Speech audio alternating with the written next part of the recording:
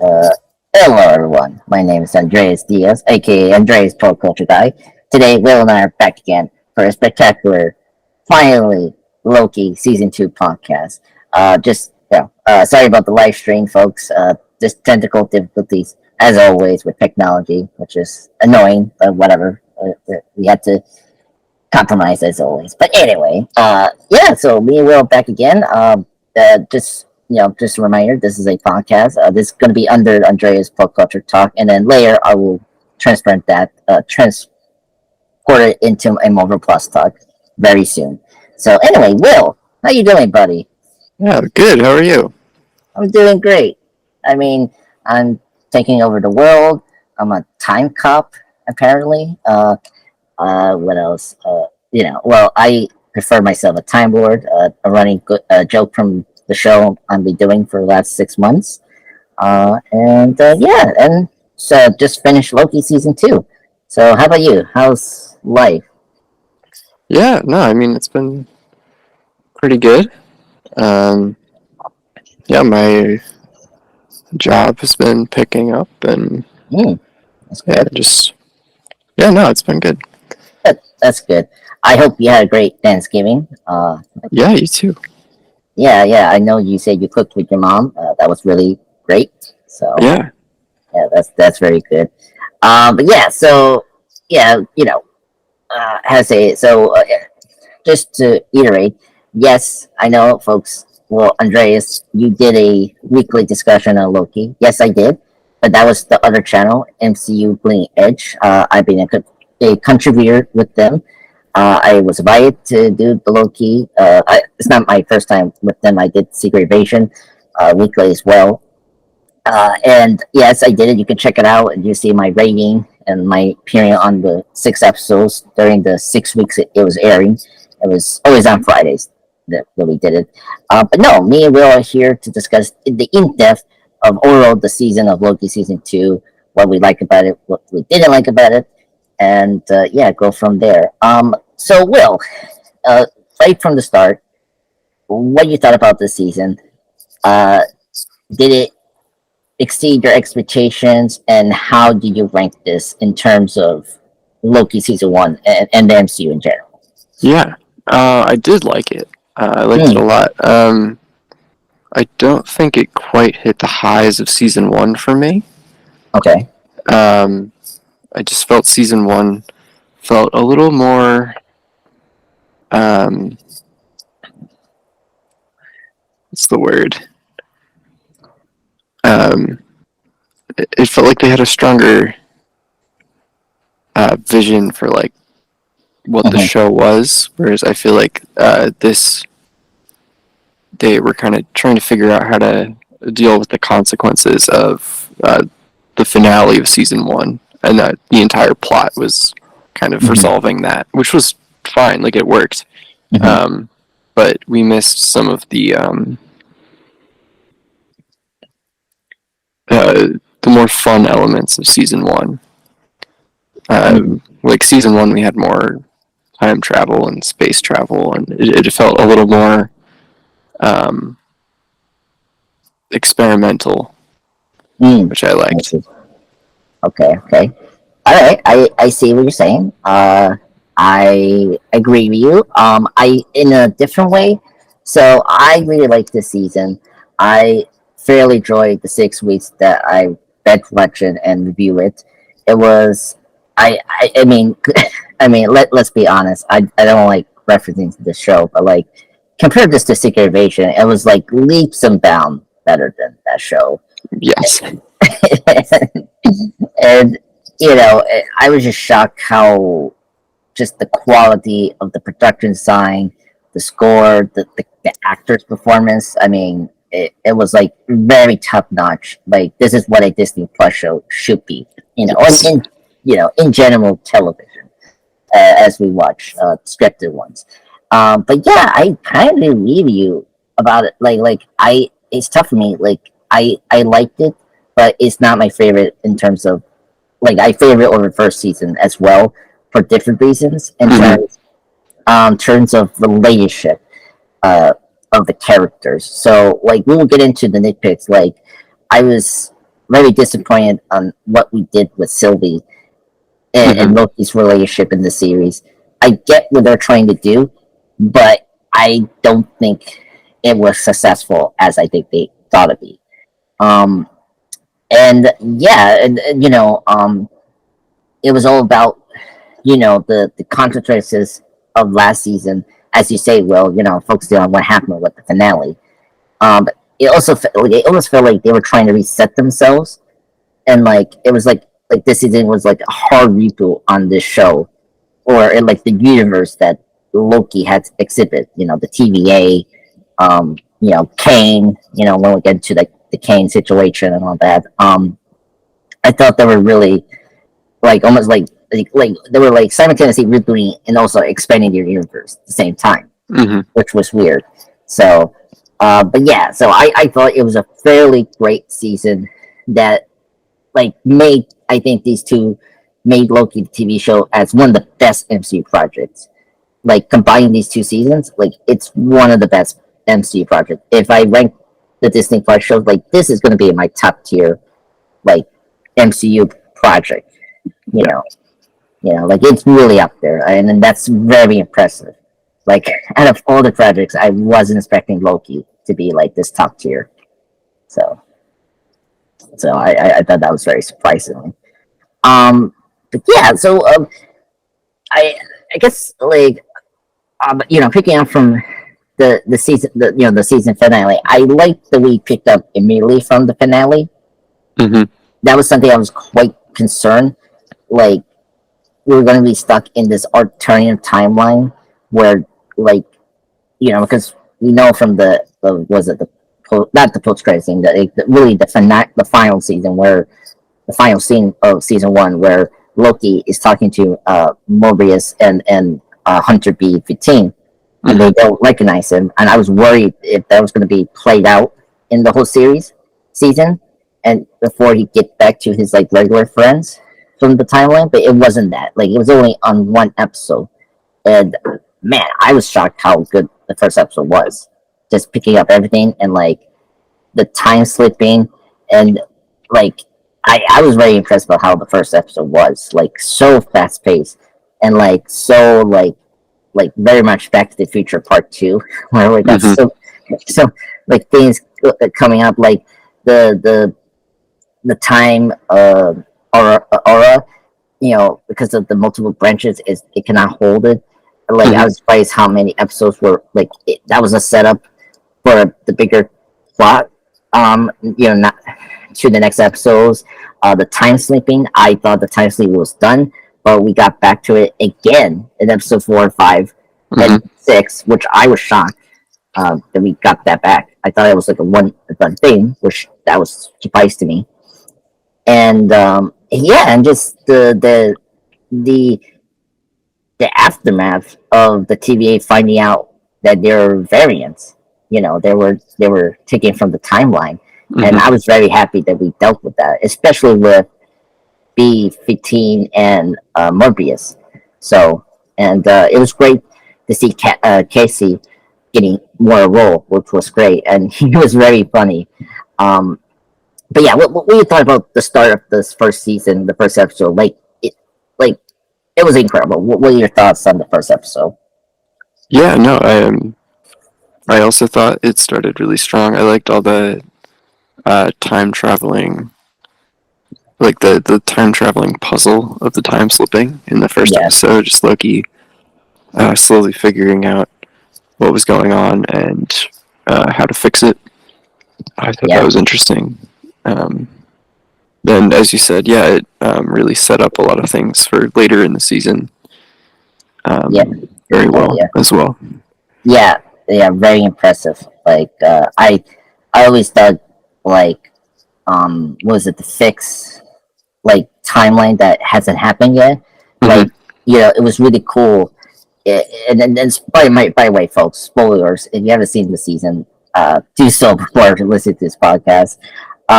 It was so great to find out that Loki was the one that threw himself. That was really cool, and I like that they paid that off because I was worried about like how they're gonna handle like the payoff of like how Loki got pruned, like who was it, and it made sense that it was Loki himself that did it, So Hmm. because it's a rare thing for time travels to do that like so successfully in terms of payoffs, and like that was for me a really great sign that they know what they're doing in during this season. Well, some of it we'll get into. Um, but yeah, speaking of our main character, Loki, Tom Hiddleston, man, you know how many years he's been doing this? 14 years. Yep. Oh my god, 14 years.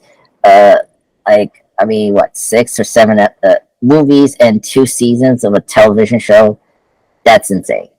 Um, and I think this totally confirmed that Tom Hiddleston is Loki. Like he is the you know comic book actor for this generation after Hugh Jackman, Robert Downey Jr.'s Iron Man, Chris Evans, Captain America. Like he's like up there in terms of the top casting for any like superhero or villain performance. Like, and it's crazy to see him Yeah.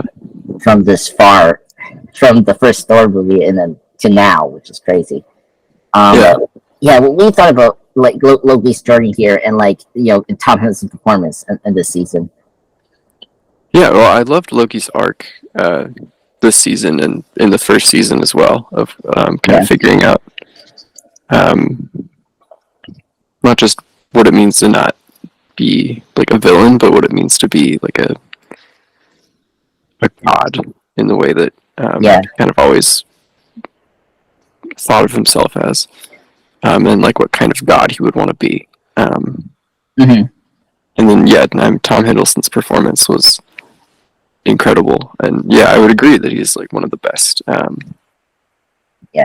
actors in these comic book franchises, because I think a lot of that is he's really passionate about the role. Like he sees it as complex. He sees that the character has a lot of depth to him. Yeah. And he gets deeply involved with the production as well. Yes. And you can see that passion in his performance. Yeah. Yeah, I totally agree with you, if you will. Like, especially if anyone doesn't notice this, but he is a executive producer of this series. And yeah, it's incredible that they were able, for me and you and like everyone, to convince us that there was more story to tell for Loki. Mm-hmm. Because like there was a danger at the time before the show was announced. Like, what are you going to do with Loki after what you did to him in the original timeline? Right. And I was just shocked how first season I like how first season we deconstruct Loki as a villain, and in this season I like how we went back to what Loki wanted, what his true glorious purpose as a god, and he actually got that in this season as like he became the god of multiverse towards the end of the series, and like he has his throne now, which was like, oh my god, I was pardon my French, freaking out that they actually nailed that, and it was like so satisfyingly happened. Like he now has his throne, and he has now glorious purpose as a king, but in a different way. I think he was not expecting. But I liked it because he did it out of selflessness, sort of like what happened to Thor. He became a good warrior / king, like, well, not king, but like how do you say, like he became a word-free man after wearing hubris, after spending time in Earth in the first Thor, and this is similar to that, but in a much grander and like sci-fi way with Loki, which is crazy. Yeah. I applauded that, and they nailed that. Like, and it just shows me that Loki is way more better character than Thor. To be sad to announce it, like, yeah. Like, I mean, the tricksters are always more interesting because they're not like the one note heroes. There's always like yeah, the gray morality is always Mhm. more interesting to watch. That's true. That's probably why we got like many Jokers, because he's a fascinating character. um, and, Yeah, no, and he's evil, but in a way that you don't see that often. Like he's yeah, chaotic. Yeah. yeah. Yeah, it's true. And same thing with Magneto. If you think about it, like he's differently from Loki, but like you understand where Magneto's at, and like Yeah, versus Charles, like his goal of mutant. You yeah. know, Like you understand his motivation, even if you don't agree with his methods. exactly. Yeah. And I'm very impressed that they did this with Loki, but it was there since day one in the first Thor movie, Yeah. and and it was very interesting how, like, particularly the first timeline. You could see in the first timeline he slowly accepted who he is. Like Mm-hmm. he's like I'm doing Infinity War with the other channel. We're doing like a 2-part review, Mm-hmm. and it was refreshing because we did the Loki scene too. The opening before he gets killed, he says to Thanos that I am son of Odin's son, Right. if I remember correctly. Yeah. And I like how that arc was him accepting who he was as a Asgardian, and Mm-hmm. that he was part of this family, and like he was a good brother to Thor because of the setup we did with Thor 3. And I like how here this series we went back to like the question, what makes a Loki, Mm-hmm. but getting him to the point of like he now knows what his true glorious purpose was, and this is what he wanted all the time. But there's such a much more selfish, uh, uh, empathy way for Mm-hmm. Loki to take that instead of just doing it in a very like evil way that he was doing at the beginning of the MCU. Right. So that was very impressive. Like the fact that we did 2 arcs for it. 2 arcs with 2 different Lokis, which is funny. Mm-hmm. So I think it was really good. Um, I guess what else we have to say with Loki? Uh, I I got it. You got the Norse god Easter eggs that they did, particularly at the end, because my host Yes. didn't know like the tree thing, Yeah. and Oh and man, I was so happy when he tied them all together and it was Yggdrasil. yes, yeah. Oh my god, I was like I was first time I didn't know it until I read it up, and I was like, oh, so that's what they did. Yeah. And oh my god, this series, I love that. Despite this show is like a Doctor Who kind of show, time travel, lobby, like Mm-hmm. theme, but they still remember that Loki is a Norse god, Yeah. and I was like that they always call back the mythology of the Norse gods, like here and there, in the seasons, which is good. Mm-hmm. And what I appreciate, now, like this show did a really good job of, being self-contained, and like, I like how they didn't force to have like good, like a lot of people are, we'll talk about the ending, but like I kind of like we didn't have Thor here. Like we talk about Thor in the series, but I really like that the Thor and Loki relationship was already completed in the live action films. Here we see that he does truly care about his brother, particularly the first and second seasons. And like I like that we didn't force a way to like renew them, you know. Mm-hmm. Mm-hmm. And so I really appreciate that. Yes, Loki. We love Loki and Thor as brothers, but I think that's been kind of really done. And I thought that their arcs were completed by Infinity War, and so I didn't think there was enough to really tell more with that. You know what I Yeah. mean? Mm-hmm. So I think they did a really good job of that, of not lying too much of the MCU connections, and particularly with the Thor franchise. I was very impressed with that. Um, so that was really good. And I was so happy that they didn't do it, because I like that they did self-contained with the series. But that will be a nitpick, which we'll get into. Um, yeah, so we like Loki. Tomlinson's great. I'll be sad to see him go. It seems like this is the final time we get to see Loki. I think. Yeah, I don't know. We might see him again. Okay. I don't know. There could be some moment in whatever Avengers movie where Yeah. they get to the end of time and they have to kind of Oh, change. so you telling me he's going to be like what Resco was in Infinity War and Endgame? Yeah, it could be. Oh Yeah. my, that. See, if they did that, that is like a clever thing to do. Like, because like Resco wanted to find true power when we saw him in the first Avenger, and then he did it, but he got stuck in eternal life, and Vermore, right, for the light, the Soul Storm. And here you got Loki. He's now stuck on a constant loop of controlling the multiverse, but he got the wish he got is being king of a throne. Mm-hmm. So that's be very cool. I so okay. So I see you're very optimistic. My co-hosts were kind of optimistic they will probably see him again. I don't think so because I if they do the way that what they did with Resco, I'm fine with that. But if you're gonna make Loki like very active in these two new Adventures films, the Kane Dynasty and Secret Wars, Mm-hmm.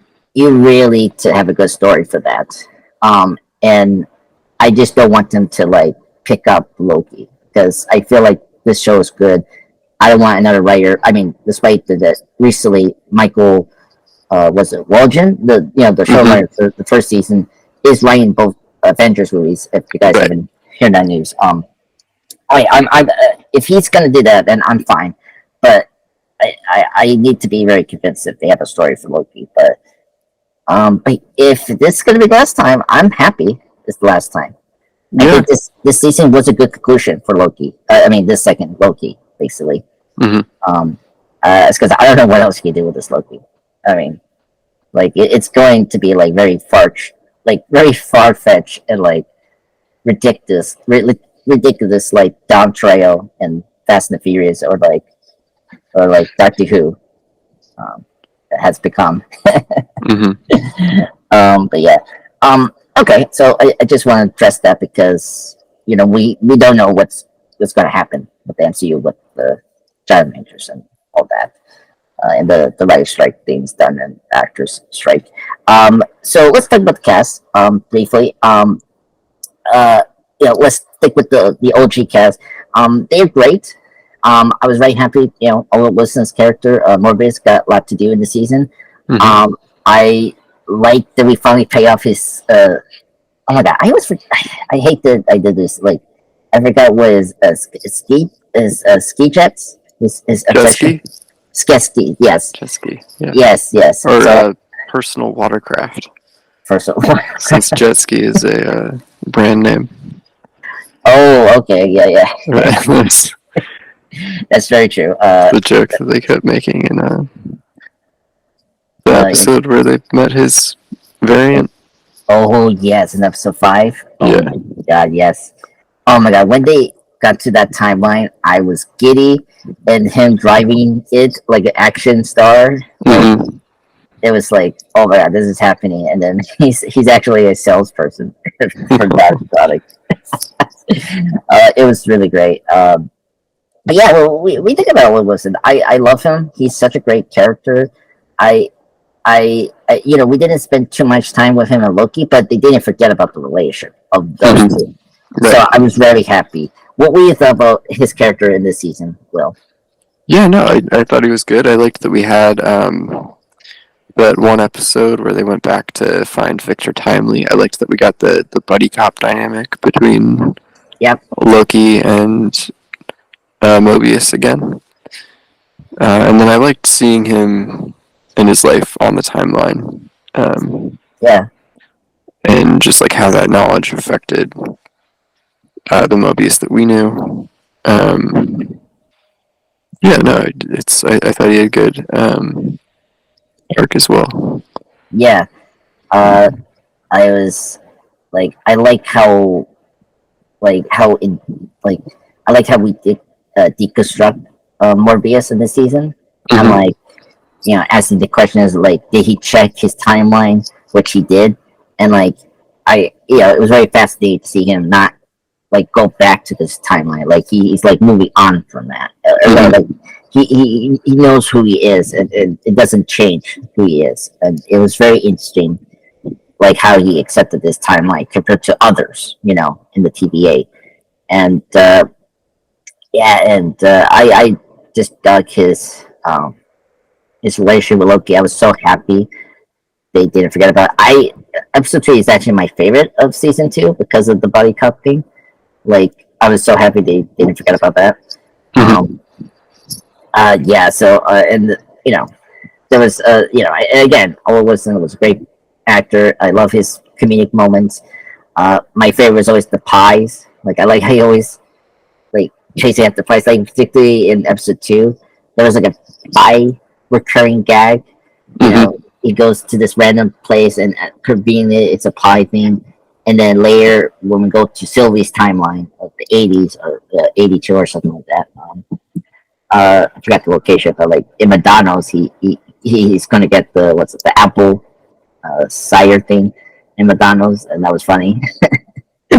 So and I like that they did the recurring motifs of the circles and food, uh, and motifs. So that was really cool. But yeah, so I think Morbius was really great.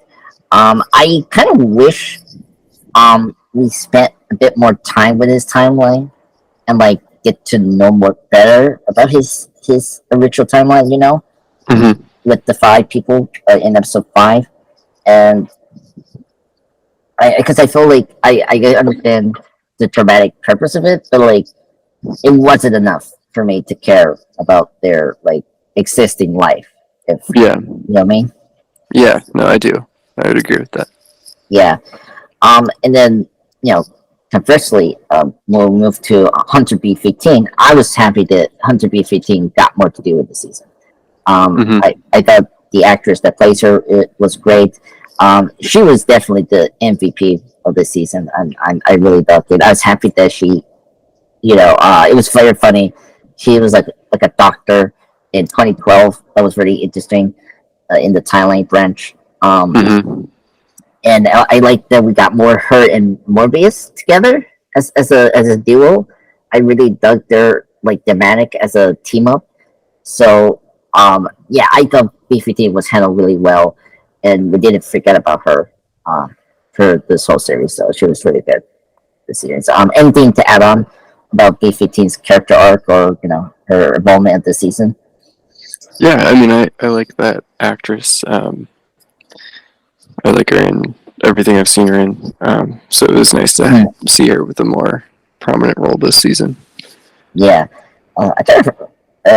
Yeah, she's like in Luthor and Lovecraft Country, right? Yep.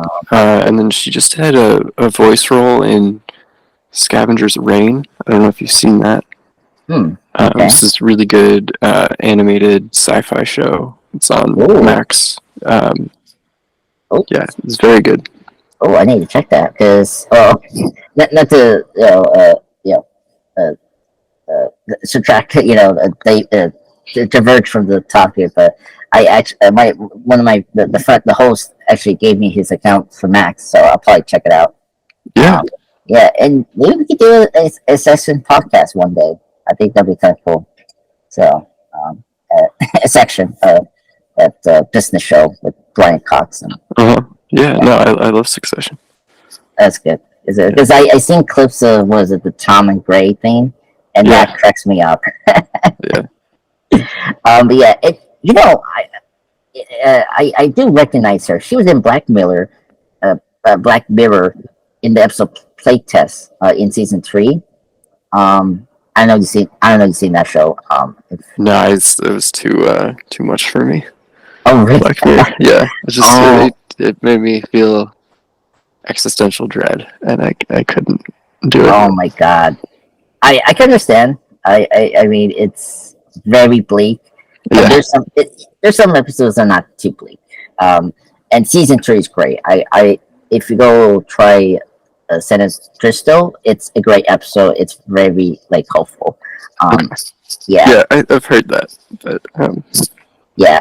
I know, but I understand where you're coming from, though. yeah, And no, I watched the first like 3 episodes and it's too much. oh, the first season. Oh, Yeah. I skipped the first episode and I just went from there. So Yeah. I just Oh avoided man. it. Yeah. Yeah. Oh, I feel you. Yeah. And last thing about the actress, it's funny. I did recognize her. I don't know if we mentioned this, but she's in Batman v Superman: Dawn of Justice. Like, Oh, is she? yes, she's the witness from from Africa or you know whatever the continent of South Africa, and she was like being paid by Lex Luthor if you watch the Ultimate Edition, and she gets killed by KGB. Uh, okay. Yeah, and then just lastly, she was in the Fantastic Beasts and Where to Find Them, which I'm like, where? Anyway, very great film offering she has. Yes, so then I guess like Casey briefly because before we go into OB because I think he's the major character I want to talk about. Any thoughts on Casey? I like he had like an extended role. He served like a comedic relief, really. Mm-hmm. I like the cool like I love the in the timeline he's like a robber and Yeah, he's escaping Alcatraz. Alcatraz, yeah. That was good. Oh my god, that was so funny. And I love how when he was in with the the other TVA agents in the OB's science lab and like he was asking questions how to use the time thing and like he wants to go and steal Just wants to something. rob banks. That's all I can think about. Yeah. That was oh my god, that made me chuckle throughout the episode. Like, oh my god, this guy is just so crazy. Yeah. But yeah, and his interaction with like I love the writing guy. He actually read the handbook, which is funny. Mm-hmm. It's funny. Out of all the TV agents, he's the one that read the handbook, which is it's funny. And yeah, and it was great with OB as well. I actually like his chemistry with OB. Mm-hmm. Yeah. So yeah, let's get to let's go to OB. So OB is our new character of the season. And it's played by Academy Award winner K Q Kwan from Everything Everywhere All at Once. Mm-hmm. Great film. Highly recommend that film as always. Another multiverse film, the best. I was very happy with Opie. He was my favorite character of the season. He was the MVP. His chemistry with everyone was great, like especially with Owen Wilson and Tom Hiddleston was great. Mm-hmm.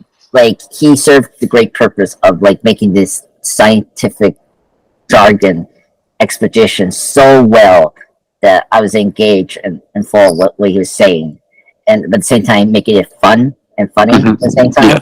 Yeah. I just love that. And I love how like in this weird way, like I like how his name reflected on the time travel mechanics what was going on in this season. Like the snake was biting its tail, and like literally everything, like you know Loki, like was it like oh no truly remains like was the OB where he literally did you know eat his tail because he had everything planned and it was paralleling to what OB the Ouroboros meant.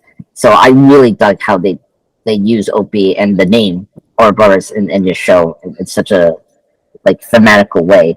What do you thought about this character and like did he see your expectation as a great character? Yeah, no, I thought he was a great addition to the cast. Like he felt very natural with the rest of the characters. Like you said, they had good chemistry. Him and Tom Hiddleston, especially, I thought were a good pairing. Yeah. I was very happy he had a lot of time with Loki. Which is good. Yeah, and particularly, yeah, great funny moments. I really dug when Loki was time sleeping, and simultaneously the future OB was kind of remembering what he was talking to Loki in the past. Mhm. Like that could have been worse, but like it was so great when they how they edited it and all that. Yeah, and I think a lot of that was just like the actor's charm, you know. Like, Yes, yeah, he really sold that. yeah. Oh my god, yeah. And him explain like it was so funny. It's like he sending the people out in the time aura like Hmm. that cracked me up. Like he had to put tape on the suit when Morbius had to get out there to Hmm. catch Loki from that time in the time aura, and yeah, that was all funny for me when he had to explain things. So Hmm. it was pretty great. But yeah, I was happy Will be. I love that they were able to get him before he got other projects. So this was a good win for them. Yeah. And then moving on to another new character. This one was the major one we need to talk about right now is Victor Timely. Hmm. So I um I'm not fussing with Victor Timely. Um, I thought his character was okay. I think what was shocking was towards the end we got back to He Who Remains, and I just Hmm. think He Who Remains was the best variant of these Kangs we got. So Yeah, yeah, he was definitely the most interesting, the most intimidating. yeah, yeah, Yeah, and I would have liked. I don't know. I think I would have liked to see more variants um, yeah. this I season. I also wish they would introduce variants that weren't played by Jonathan Majors. I know, But I know. It's I don't know what's going on with this the Jonathan Major situation. I mean, like it's weird. The court hearing is going, but it's taking long right right, now. It's like we haven't yet moved forward with what's going on. I think they're getting still like witness or information. I guess. Um, I gotta say, this show did a good job of closing out Kane.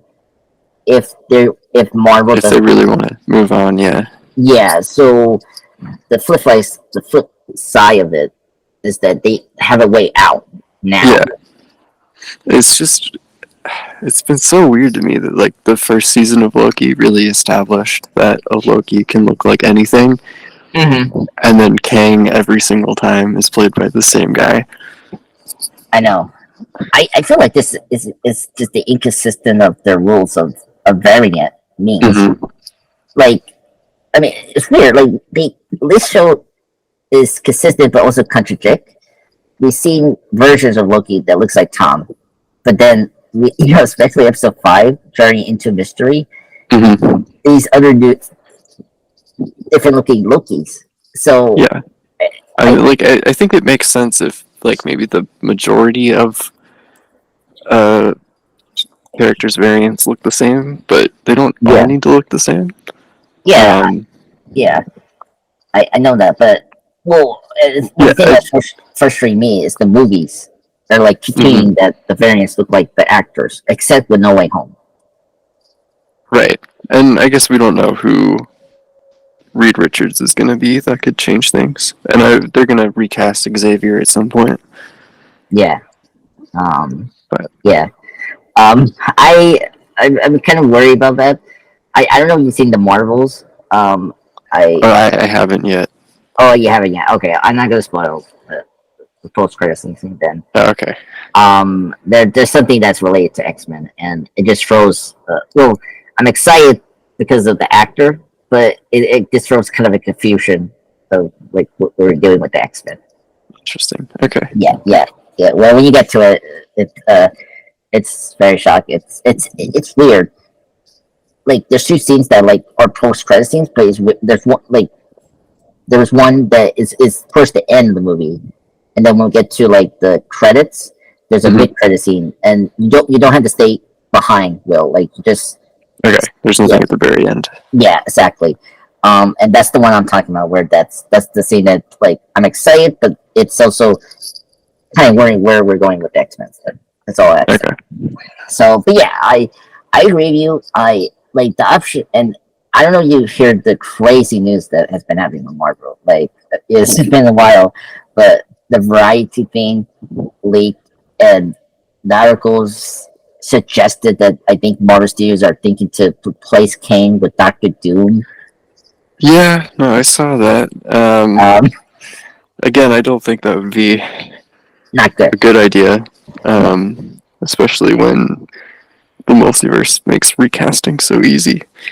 But Yeah, I I don't know. I like there could be a way you can make Doom for Secret Wars, but yeah, but yeah, but it would feel weird to build up this threat for several movies and TV shows and then just kind of drop it. yeah, I they have to do the way they did it with Thanos, or like the way they did with Loki for Doom. You know, like Mm-hmm. make him the bad guy, but not make him be the overarching bad guy. Like make him like sorry what they're trying to do with like Kane, but like better. You know, Mm-hmm. like he has to be the like the Blowfield for the MCU. Like that's Yeah, how Doom is operates sometimes in the comics. That he's right. always behind the scenes. You know, like the classic Bond villain of Blowfield. Like like yeah, we know he's there, but like he always doesn't come out front on like some of the villains. So, but we'll see. I hope they will recast Jonathan Majors to a different actor. That's my Mm-hmm. hope, because they cannot like I know I say that they got it out, but it seems like they're pushing on with this multiverse saga. That's the thing. Mm-hmm. Like next year we got Deadpool 3, and that's a multiverse thing. Mm-hmm. So I mean, it's up to them. So but yeah, so yeah, I wasn't impressed with Victor Timely. I just thought he was a like it was interesting. It was a very interesting thing to see how he is compared to the other Kanes we see. Like he still Mm-hmm. has that cool thing of the Kane Conqueror for Ant-Man 3. Excuse me, I'm sorry. I it was interesting. Like this was kind of interesting because he doesn't like to have share power and responsibility with someone. Like Mm-hmm. he didn't want, like, especially with how he treated the people in the fair, and especially Rainslayer. It's Mm-hmm. very interesting. Like he is a very power hungry person. He only trusts himself. That's why I'm trying to get out here. He trusts himself, but not everyone around him. Mm-hmm. So that was a very interesting scene, and it makes sense, particularly with Ant-Man 3 and in the first season. Mm-hmm. So, but that's the thing. But yeah, when we got back to Hero Remains, I was like, just make him beat the Kane. Like, I don't need other versions of Kanes. Like, Yeah, I don't know. I think as long as you make them as like intimidating as that version, then I it's fine. yeah, I seen that good, like Doctor Who with the Master, but Yeah. I uh, but the thing with MCU is like the well, it's just maybe because Ant-Man 3, I didn't like that Kane got defeated so easily. Mm-hmm. That's the thing. The way they did Yeah. it was just wrong. Yeah. I mean, I think the way you could make it work is just have him be defeated like Mm. easily, kind of over and over again. And the thing is, like the scary thing is that he doesn't stop coming. That's kind of Mm. like doing the Doctor Strange Dormammu I've come to bargain bit, but Ooh, it's like the okay. villain doing it to To the the hero. Avengers. Yeah. Yeah. Oh, that's a good one. Yeah, that makes a lot of sense. Yeah, that I will definitely like to see with Kane, because because they cannot stop him. They sort of have to do what Loki did this season, where he needs to find the third option to stop Right. Kane. You know, Yeah. it's by not following his pattern, is by breaking off and like do your own thing. That's what Loki did this season. Mm-hmm. When you find out that he's been somewhat controlled by Huey Remains. And speaking of the person that I just brought up with Kane, Rainslayer.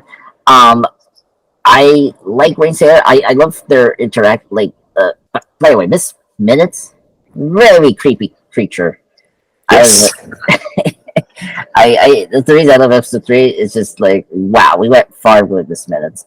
Um, I I I was like, I was kind of scared when she started to animate herself to look like a real, like when she put her face in that was it mannequin. I was Hmm. like, okay, that's just very creepy. Yeah. Yep. That was nightmares for me. And by the way, Tara Strong, great actress. If you don't know who she is, and I like, she was another great actress that was highlighted in the season, which was great. Hmm. Yeah, I like what we did with Rainslayer and Miss Minutes, but I felt like I wish we did more with them. Yeah. Like, what's your opinion? I felt like we needed to know about them, and then the fate of Rainslayer was kind of interesting, just like the Kane situation right now. It was Hmm. very open ended. What do you thought about Rainslayer in this season and what they did with her? Yeah. No, I mean, I thought it was like interesting to explore her relationship with Hang. But I thought I wasn't sure if like throughout the season I wasn't sure if they were gonna have her like fully join Kang because I know that Mm-hmm. she's like his right hand woman in the comics. Yeah, Um, or if they were going to like because you know you have such a great actress playing her if they were just going to have her kind of replace Kang, yeah, and then they ended up not doing either of those things, but still also leaving the door open to both yeah, of those, and it just kind of felt like she didn't go anywhere by the end of the season. yeah. I agree, and yeah, it's so weird. Like, yeah, I brought this up with the show when we did the weekly discussion. When we got to episode 3, um, we brought up that I think if they were not going to continue with Kane, like Wayne Slater as a major villain could be potentially interesting. Mm-hmm. You know, like she could, like I thought she could be a variant of Kane, like a Right, female version. right, yeah. And of course, they didn't do that. I was like, oh, okay, that's fine. Um, and then especially at episode 4, right? She saw that recording that Miss Minutes showed her, and that was very interesting. Like, I think there's potential for her to be like a major bad that's fighting against King. You know what I mean? Like, Mm-hmm. Mm-hmm. like this, actually do a better job with the scroll versus creeping, or Yeah. yeah, yeah. By the way, that is not working at all in this MCU. This scroll war. I, I, Mm-hmm. yeah, that's another hint from the Marvels. But anyway, Okay. uh, but it's a fun movie. Marvel's great. Yeah. No, I heard Was it? I had a friend recommend it, and I trust his judgment. So. Yeah, I. It, I mean, it's better than all the DC films that came out this year, except Red Bull Deal. But I think it's better than that. But I cannot put it over Ant-Man 3. At least like they have a better villain in that movie than the Marvels, unfortunately. Mm-hmm. Anyway, as always with these Marvel movies, um, but yeah, it was just weird. And then Count Family, and this is where I want to get into the nitpicks of the season right now. But like, it was kind of weird. We got this General Dux and Brad thing. Like they were Mm-hmm. other antagonists, and I wish we spent time with them because it was an interesting dilemma with the TVA, and like Mm-hmm. they were trying to find out what was the purpose of their joining the TVA, and I felt like it was just for one episode really. Right. So, and why we need Brad? That was another thing. I was like, why we need Brad? That Like, was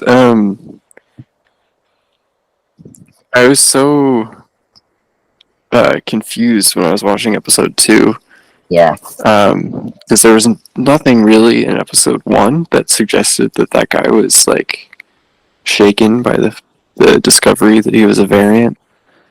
yeah, And then episode 2, um, he's got this whole other life on the timeline, and like like his hair was completely different, so I like didn't even register that it was the same guy until later in the episode, and I was like, oh, that makes more sense.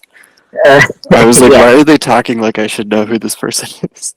yeah, yeah. I know it was so bizarre, and it was like what was it like episode 5? No, 4 when Loki pruned Langslayer and like we left him there because Sylvie controlled him, like Mm-hmm. enchant him, and then that's it. Like we didn't get any like open questions on like what happened to him. So it was just a weird new addition to the character.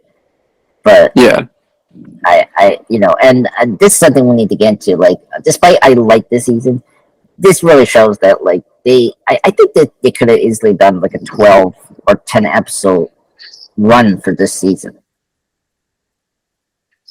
I feel like yeah. No, it felt like they had a lot of ideas they wanted to explore, but they were kind of constrained by the overarching plot of the loom kind of exploding and all the timelines branching yeah, and having to like tie yeah, everything together. Um, yeah. I I mean I'm very impressed that they were able to hold all that together for a season. mhm. Like it's glaring of these plots they have, but I was surprised that didn't detract my enjoyment of the show. Yeah, You know, no, yeah. I think this is why I prefer season one yeah, ultimately because I feel like season one does everything it set out to do. Um, but season two still stuck the landing. Like they still do a good job of telling their story. They're just it just feels like they could have explored it even more. yeah, yeah. I mean, first season was very tightly written as like a single season. Like it, Mm-hmm. I mean, this felt self-contained, but like I think that last season was more self-contained than this season. Yeah. So, sorry speaking that. And then besides that, excuse me, sorry again. We got Sylvie. So let's get to her, and this is what I mean. Like another like I was disappointed how we didn't spend time on Rainslayer and Morbius relationship. Like we got briefly on that in episode 3, Mm-hmm. but I was shocked how underutilized and underdeveloped that Sylvie was this season. And and I think she was like the worst character this season. Like I don't know I'm trying to remember last when we did our Loki season 1 discussions. Like, what was your opinion on the character? Do you like her? I I mean, think I liked her. Yeah. okay, okay, because one co-host didn't like her. My other friend that gave me the mask, like he really liked Sylvie, but he was disappointed how we did to her in this season. What are your thoughts on Sylvie this season? Was I I don't know. It's like I was Yeah. someone. No, I thought she was underutilized. Yeah. Um, but I don't know. I felt like part of the problem with her, or that people had with her in the first season, was that Mm-hmm. she caused a lot of problems, Yes. and then didn't do much to fix them. Yeah. And I feel like second season, she was still causing a lot of problems, but the show is like Yeah. pointing that out more, I guess. I don't know. Like I feel like they were like she was on the right, but not on the wrong. Like Yeah, yeah. like I don't like the entire season kind of centered around like her deciding that she wanted to kill He Who Remains, kind of yeah. set up everything that happened, and like set up the multiverse ending. Yeah. So like everything was kind of on her inability to kind of entertain um, what He Who Remains was saying. Yeah. I I I get that. For me it's like I feel like um I brought this up in the show in the discussions I did in the MC Bleed that she wasn't proactive at all in this season. and Mhm. like she didn't took the seriousness of her actions after season one, what it could potentially do to other timelines, Right. you know. And I guess she wants free will, and we hit, free will is a big theme in this season, Right. and I think they did a good job with the characters about free will, but with Sylvie and Loki's like discussion of free will was just so forced, and I feel like yes, I get you want your free will, but like you need to think about the consequences of the livelihood of these timelines and like the potential danger that now the TVA and everyone are of any branches are facing now, right? Right. Instead, you just want to hide, or like not hide, but like settle down, which is kind of weird. It was kind of hiding. You think you're anxiety? Yeah, I, I from the responsibility of what she did. yeah, But yes, I guess it's true. yeah, Yeah, I wish they uh, did. and she was very stubborn. Yeah, And then, ironically, her like choice to give everyone free will, um, took Loki's free will away because he didn't really have a choice but to do what he did at the end of the season. oh yeah, it's true. Yeah, Because like if he didn't do it, then everyone would die. yeah, but yeah, yeah, yeah, I feel like she should have tried harder, um, to stop Loki and or like I think one of the situations that I think people didn't like they brought up that they don't like about this season is they forgot the relationship of Loki and Sylvie's relationship from last season, Yeah. and like they didn't like it was weird how they didn't really want to focus that this season, and so she was like an afterthought, and I like if you think about it, I think you could have added this another dimension of Loki about kind of like Thor, but done right is like his love to someone, Hmm. Hmm. Yeah. like like I get the Jane and Thor relationship is not good, but like I think by Thor and Love and Thunder, I kind of get it. How important that relationship to Thor is to Jane. Like I thought Taika Waititi did a good job of that, Hmm. and that's something we haven't done with Loki. Like we get his more like family love, like Frigga and Thor. But Hmm. what about him and his love? And that was the fascinating thing about Sylvie. And because someone like he didn't like that, like Loki was in love with himself. But then I Hmm. liked that because that was fascinating. you know? Yeah. No, it was like an interesting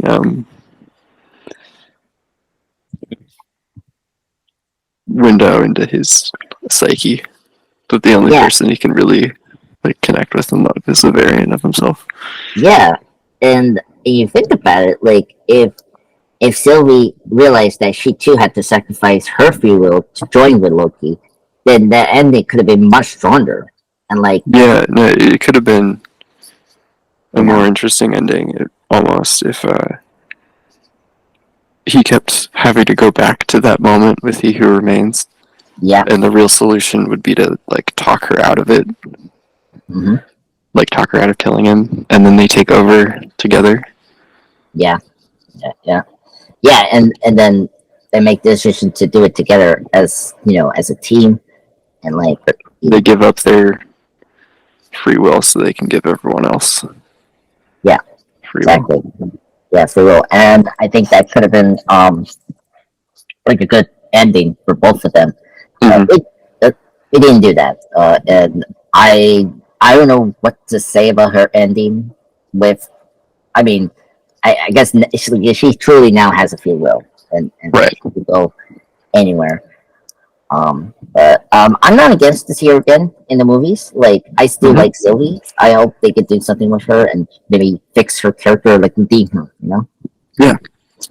So that's the big thing. Um, let's wrap up. I think that's what else we have to bring up the supporting will before we wrap up. Um, I don't know. I mean, I think we mentioned all of the character arcs, which I think were Yeah. the biggest thing. I did really like the finale, the structure of the finale, and how Yes. Loki had to solve the problem Yeah. by like sort of Groundhog Daying himself. Yes. I was so happy that I theorized it could be like a Groundhog Day Hmm. finale, and I was so happy they did it. And I was like, yes, they're doing Groundhog Day, and it was so great. And then after he gets used to controlling the power, he does this kind of like he now is the Time Lord of time, and that's like so incredible. Yeah, Uh, yeah, I was so shocked. Like the finale is one of the best finales of the Disney Plus shows. I easily. Yeah. is yeah like I was so shocked how well it was done. It was well directed. Hmm. Um, and you know the score. We didn't read up the Yeah. score is fantastic. Yes. I think this is the best MCU scores, for none, like top tier. Yeah, it's up there. Yeah, Um, yeah, it's really great. Yeah, I was concerned. This is something we briefly discuss like right now is like I was worried about the change of crew, and it didn't hurt the show. Like it seemed like you know these new people cared about the show. Like they did a good effort to it. yeah, it still felt consistent with season one. Yeah, yeah. Yeah.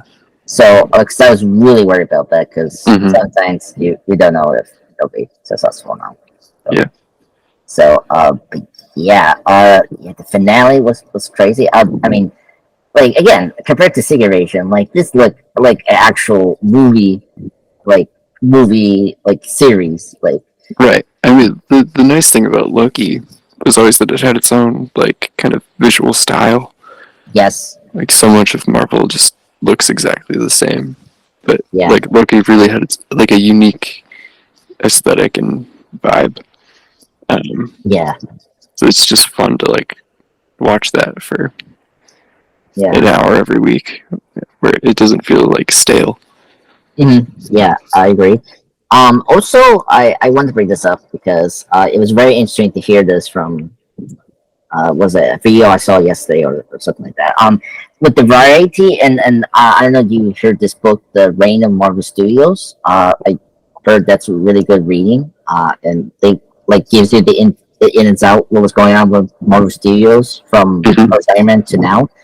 Um, Apparently they have a new community that's been doing these ridiculous reshoots and changes in the Phase Four called the Marvel Experiment. That's what they call it. Okay. Yeah, it's similar to the Marvel community that was there for the first two phases. Hmm. But instead of comic book writers in the community, this is mostly executive producers like writing into these productions. Um, Apparently, this was the least affected from them. Like there was no interference by the Marvel like department. Just maybe one Okay. I yeah, like It's yeah. I'm yeah. just wondering if that's like because they knew it was good, or if it's good because they didn't interfere. You know. I don't know. Like the writer the new showrunner that's running this season, he said that there was like less interference by them from the show. Like it seemed like Yeah. I'm hoping it's because they trusted the people making it to make a good product. yeah, or it's just that there's so many product they're doing that like they're unable to supervise Loki, Right. Yeah. which it happened. I mean, like, well, like the example is like when like the first Iron Man movie came out, like Paramount and like everyone that was working on it, like they were unsupervised and like they were allowed to do the movie that made Iron Man special. But when they got to Iron Man 2, everyone was hands on because of Right. the world building and all that. And that's how Iron Yeah. Man 2 is so weak, you know. Hmm. So, yeah, it's very fascinating to hear about this, and unfortunately with Secret it got reshoot by 4 months. Like, apparently it did had to reshoot itself for like 4 months, and you could tell. So, like, it Yeah. was. storyline. No, I'm worried about Daredevil. Yeah, yeah. I don't know. I'm safe. Like, I think fixing it now. Like, if Kevin Feige is doing it, then I'm fine. But I am a little worried about that. But Hmm. we gotta see. We have to wait and see and how good is the product. Um, yeah, but I'm shocked the Echo trailer looked great. So Yeah, I did. yeah, so yeah. Anyway, any last things to say, Will? Besides Loki season 2, I think it was a good season. Yeah, it was. Yeah. Yeah. I'm sorry. Yeah. I mean, if you guys are slightly under the rock or whatever the phrase is, yeah, this season was great. Me, will highly recommend it. We're not saying we're gonna come back together on another future podcast. You just have to wait. So that's it. That's all I have to say. Will, buddy, thank you so much for coming. It's been a blast talking to you. Yeah, thank you. And want to thank everyone, the subscribers for supporting me, and of course, in the MCU Bleeding Edge community. Check out the content I do, and yeah, tomorrow I'll be back again to do the Infinity War Part 2 review on Wednesday of the 29th, and then this Friday, in the 30th, I'm going to be doing a movie review with them on the Truman Show. So that's going to be exciting. So yeah. So anyway, thank you everyone. Have a good night. Bye bye.